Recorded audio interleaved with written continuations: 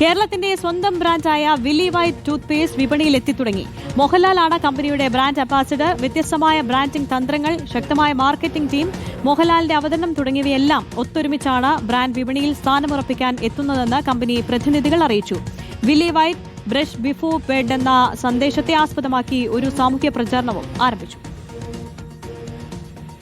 Calcium എന്നുള്ള tooth പേസ്റ്റാണ് മാർക്കറ്റിൽ കൊണ്ടുവരുന്നത്. ഇത് കേരളത്തിൽ ആദ്യമായിട്ട് വില്ലി വൈറ്റാണ് അവതരിപ്പിക്കുന്നത്. കാരണം ഇത് നമ്മുടെ പല്ലുകളുടെ ഇനാമലിനെ റീഡെപ്പോസിറ്റ് ചെയ്യും, കേടായ പല്ലുകളെ സംരക്ഷിക്കാൻ സഹായിക്കുകയും ചെയ്യുന്നു. ഇവരെല്ലാവരും മോർണിംഗ്സ് ആണ് ഒരു മേജർ ബ്രഷിംഗ് ടൈമായിട്ട് കണ്ടിട്ടുള്ളത്. നൈറ്റാണ് ബ്രഷിംഗ് ചെയ്യേണ്ടതെന്ന് എല്ലാവർക്കും അറിയാം.